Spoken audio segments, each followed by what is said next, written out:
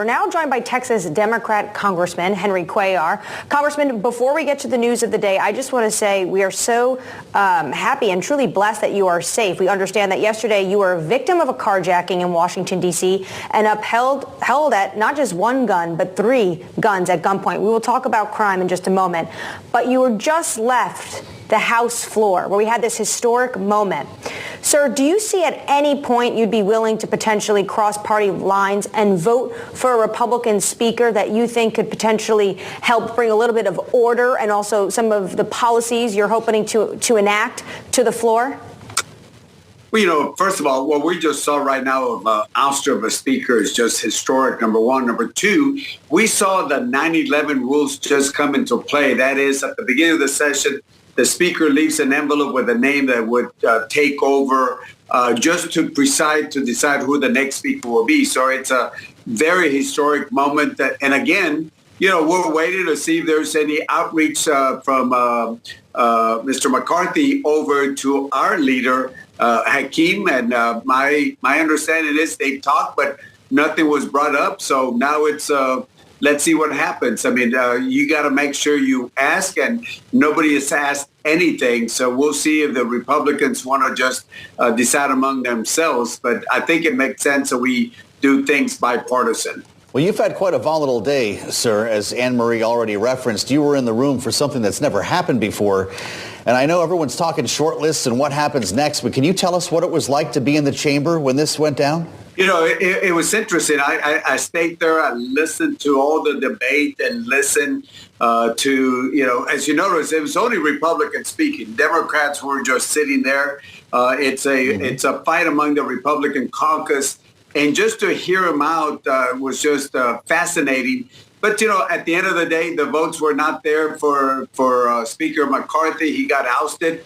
Now there's a temporary speaker, and it's just historic. I mean, I was sitting next to a member, and she started holding my hand as the person, as you know, they have to give this envelope, and this letter is read. So it's history in the making. It's sad. It really is sad for the United States.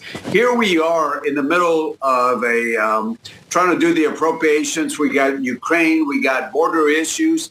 And within the Republican Party, they're having this civil war. And it's just sad. It doesn't help the country one bit at all. Well, Congressman, you were supposed to come on this program to talk about Ukraine aid, to talk about immigration, to talk about the border, which your district is on, our south border in Mexico. And yet here we are talking about if we can have any sort of legislation or debate about actual issues on the House floor.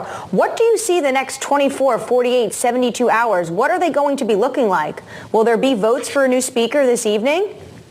You're right. We got some critical issues. I live on the border. I don't just go visit the border. So I get the numbers every day, how many people have come down to the border. I, talked to the president today. The president called me up to make sure I was okay.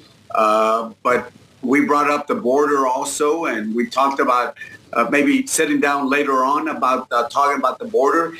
So we got the border, we got the 12 appropriation bills, we got Ukraine, so many issues, and everything has stopped now. Nothing can be considered until we have a new speaker. How long that would take, we have no idea. I think the Republican caucus has to go back and decide among themselves whether they want to move forward by themselves, maybe come up with another speaker, or maybe change some of the minds. But if not, they got to talk to our leader. And like I said, you can't start conversations as to whether we will be willing to do this or do that without them approaching us. So right now, we're just watching to see what the Republicans want to do. But it's sad that every issue, especially at the border, we have to stop everything while they have this internal debate. Well, this is an issue that we've talked about with you many times before. Congressman, as a Democrat, you've been very critical of this Biden administration's handling of the border. You've talked to me about redefining or taking a different look at asylum. You've described our policy as inviting someone over for a dinner party and all their friends start climbing in the windows. Did you make any progress with Joe Biden today, and how much of an obstacle will border security be to getting past this deadline? We're under a temporary funding mechanism right now. In the middle of November, that border issue is going to have to be addressed. First of all, the president just called me to make sure I was okay. We talked a little bit about the border, about talking later on. I certainly respect the president, and I think we as Democrats need to understand that we can be hard, we can be strong on border security and still be respectful of immigrant rights. But look, everybody looks at securing the border, the U.S.-Mexico border.